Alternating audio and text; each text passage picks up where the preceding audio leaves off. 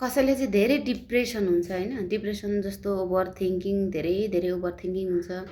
अनि त्यो ओभर थिङ्किङको कारणले आफूलाई गाह्रो हुन्छ हैन, अनि धेरै पीडा हुन्छ, धेरै अब धेरै टेन्सन लिन्छ भने अब हजुरहरूको लागि चाहिँ एउटा बेस्ट सोल्युसन मैले लिएर आएको छु, उपाय बेस्ट एक्सर्साइज लिएर आएको छु क्या।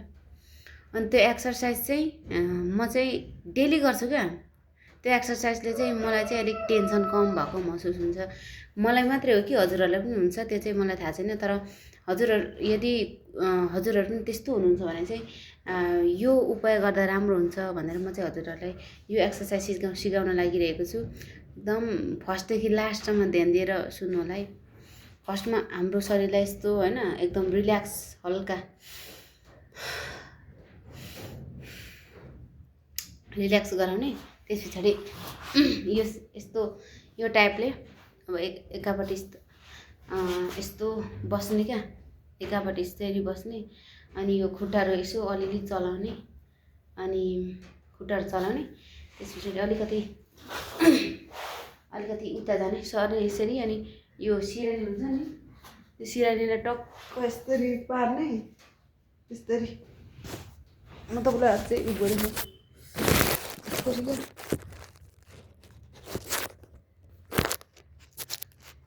सिरानीलाई यसरी ठिक्क सिधा पार्ने। अनि यसरी मैले अनि सिरानीलाई ठिक्क यस्तो सिधा पार्ने गरेर 3 चोटि श्वास प्रश्वास लामो लामो गर्ने।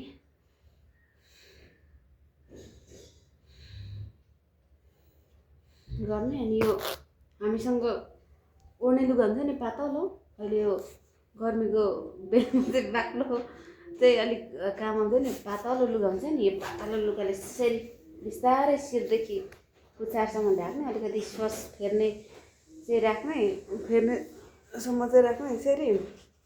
अनि यसो गरेर मोबाइल मार्ने, अनि मोबाइल मारेर टप्लक्कै सुत्नुपर्छ है।